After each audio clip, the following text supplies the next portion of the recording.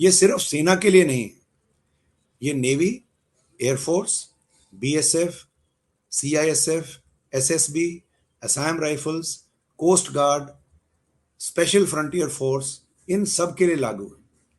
यानी कि थोड़ा थोड़ा तब्दील होता है, लेकिन ज्यादातर जो प्रावधान है मैं बताऊंगा ये इन सब के लिए लागू, और बहुत सारे बैंकों में लागू है। सिर्फ थोड़ा सा पढ़ने के लिए एक लेंस लगा के पढ़ें। लेंस लगा के पढ़ने का अर्थ ये होता है कि थोड़ा समझें कि किस फॉर्म में लिखा है, और नीचे जो छोटा सा लिखा रहता है टर्म्स एंड कंडीशंस, उसको जरूर समझें। यही मैं आपको एडवाइस करना चाहूंगा, जो मैं रोजमर्रा देखता हूं। तो आपके साथी जो इसके अंदर भी हों, सेना में ही ना हो, navy, air force, CAPF, central arm police forces, navy, coast guard, कहीं पे भी हो, उनको भी ये बात उतनी ही लागू है। और हमारे तक पहुंचने के लिए और किसी क्लैरिफिकेशन के लिए जो नंबर मैं उसमें बताऊंगा, वो आप बेझिझक कभी भी, दिन रात, शनिवार इतवार, जब आपको समय लगे आप मैसेज करें या कॉल करें। मदद करना हमारा सौभाग्य होगा। अभी आते हैं पैकेजेस, जो हमारे सैलरी पैकेज हैं, जो आप ये तस्वीर देख रहे हैं। ये मेरे को थोड़ा सा इस बात में कहने में ये फख्र है कि आज के दिन में जिस फॉर्म में ये पैकेज बनाया, ये हमने बनवाया था 4 साढ़े 4 साल पहले, कि सैनिकों को और उनकी फैमिलीज को आप बिना किसी हिडन एजेंडा के लिख करके बताएं कि आपको क्या क्या प्रावधान लागू है। ये जो पेज है, ये 4 पेज का डॉक्यूमेंट है, ये सैलरी पैकेज, इसमें लोगो लगा है, ऊपर लिखा है saluting the heroes of for their valour. आप इसका मतलब आप समझते हैं। ये जो पैकेज है ये सर्विंग सोल्जर्स के लिए है और एक्स सर्विसमैन के लिए भी लागू है। तो इसके अंदर समझना ये है, सर्विंग सोल्जर्स के प्रोविजन थोड़े अलग हैं और एक्स सर्विसमैन के थोड़े कम हैं। और कम नेचुरली आप समझते हैं, आप एक्टिव सर्विस में नहीं हैं, सैलरी आधी हो जाती है, और थोड़े से प्रावधान जो है वो थोड़े कम है। कम क्या है? जैसे डिसेबिलिटी क्लेम एक सोल्जर को मिलता है अगर उसकी एक्सीडेंट से, माइन फील्ड कैजुअलिटी हो गया, एम्प्टी एक्सीडेंट हो गया, गोली लग गई, ग्रेनेड उड़ गया, रॉकेट लॉन्चर फायरिंग हुआ तो हियरिंग लॉस हो गया, ये सर्विंग सोल्जर्स को मिलते हैं।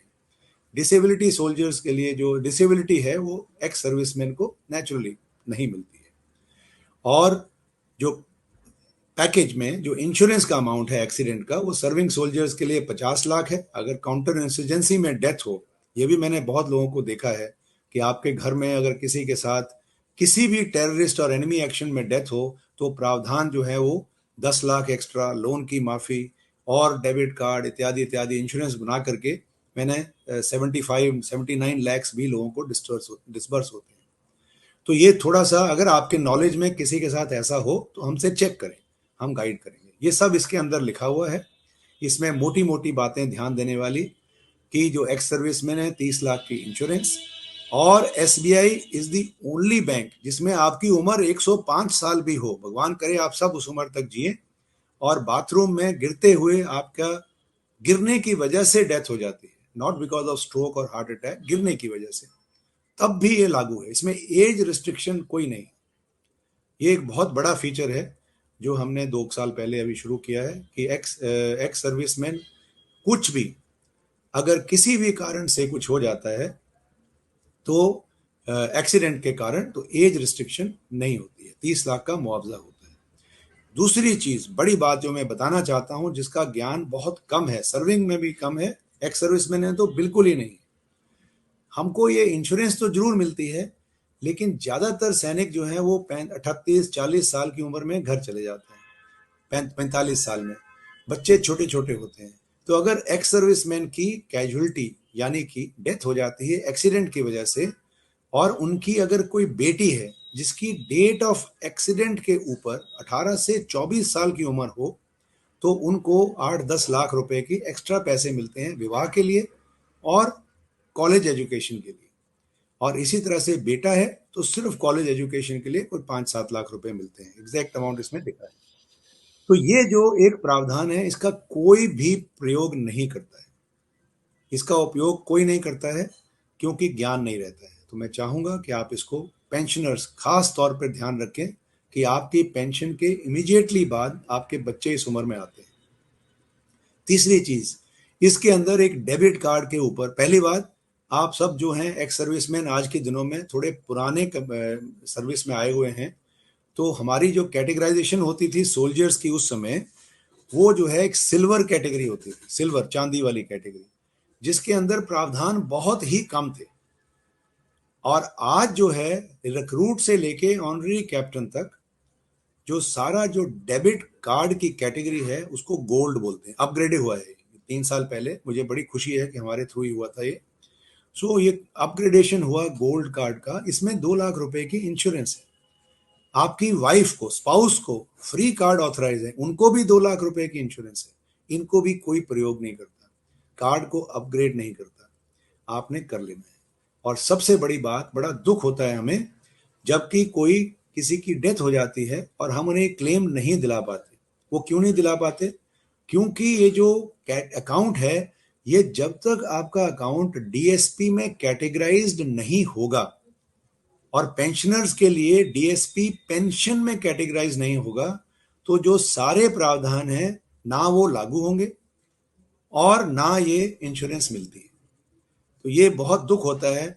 जब मैंने आमतौर पर एक्स सर्विसमैन को ये भी देखा है कि जब सर्विस में थे तो सैलरी कहीं और आती थी, पेंशन में जाते हैं तो अपना अकाउंट तब्दील कर लेते हैं और फिर जो है सैलरी उस नए अकाउंट में आती रहती है, लेकिन उसको डीएसपी नहीं बनाते हैं।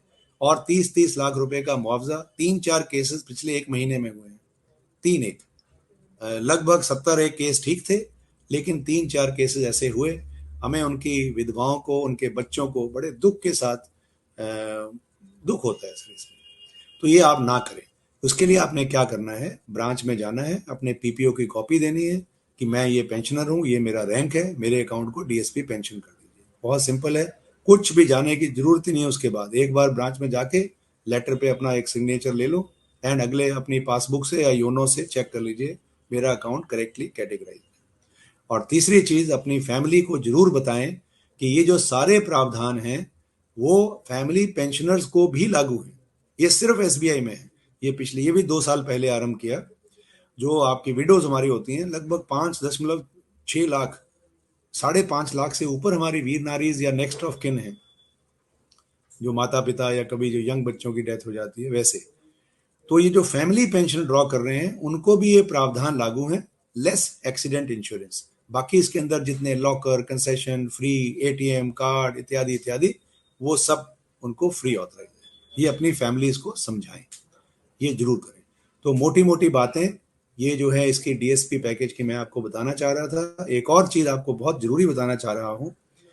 एक कैटेगरी होती है जहां भी आपका अकाउंट है, आप बैंक में जा करके उनको बोलें कि मुझे इसमें mod, MoD mod, multi option deposit बोलते हैं, आप इसको मॉड समझें। मॉड नहीं तो इसको स्वीप समझें, जैसे हम झाड़ू लगाते हैं, स्वीप। मुझे अकाउंट में स्वीप फैसिलिटी चाहिए। इसके अंदर क्या होता है कि आपका जो भी पैसा आपके सेविंग्स बैंक में होता है वो 2.7% ब्याज पे नहीं चलता, वो 7% या 6.8% या 7.1%, जो भी उस समय 1 साल की अपनी एफडी होती है। और आप सब सीनियर सिटीजन होते हो तो उसके अंदर भी सीनियर सिटीजन का इंटरेस्ट लेना है। और ये प्रावधान एसबीआई में सबसे बेहतर है। 25,000 से ऊपर सारे पैसे पे 1 साल की अपने आप एफडी बन जाती है और जब जरूरत हो अपने आप टूट जाती है। आपने बैंक नहीं जाना, आपने कुछ नहीं करना, घर बैठे अपने आप ये होता है। इसमें बहुत लोगों का बहुत नुकसान होता है। और सेना के अंदर तो किसी को ज्ञान नहीं था। पिछले 4 साल में अभी बहुत ज्यादा थोड़ी सी इसके बारे में, जब से ही हमने ये प्रिंट करके बांटने शुरू किए हैं, सो अभी थोड़ी सी बहुत ज्यादा सेंटर्स के अंदर हम ये बताते हैं। आप भी करें, अपने परिवार में भी कराएं, जितने भी आपके साथी डिफेंस से जुड़े हैं उनको भी कराएं। और अगर कोई एसबीआई में सोल्जर्स में नहीं है उनको भी बताएं, उनको भी लागू होता है। उनकी थोड़ी सी प्रावधान अलग होते हैं, कितना मिनिमम बैलेंस है और कितना रखना है, सिविलियंस को भी लागू है। तो ये आप सबको बताएं घर में, क्यों ये छोड़ना है। छोटा सा एप्लीकेशन एक बार पूरी जिंदगी में देना है कि मेरे अकाउंट में मल्टी ऑप्शन डिपॉजिट कर दीजिए। ओके, यहाँ पर एक छोटी सी एडवाइस मैं आपको करना चाहूंगा। मान लीजिए आपने ये मल्टी ऑप्शन डिपॉजिट कर दिया और ज़्यादा इंटरेस्ट ले लिया और उसके अंदर पैसे पे सैलरी पेंशन आई जा रही है। बहुत लोग हैं हमारे सेना के अंदर जो पेंशनर्स हैं, अपनी पेंशन को रेगुलरली खर्च नहीं करते हैं, बचा के रखते हैं किसी दिन के लिए, वो भी जायज़ है। तो उसके अंदर अगर मॉड में इसको अगर स्वीप के अंदर ज्यादा पैसे हो जाएं तो एक चीज का ध्यान रखें कि अगर वो पैसा लूज आपके लिए है, जैसे आप एटीएम से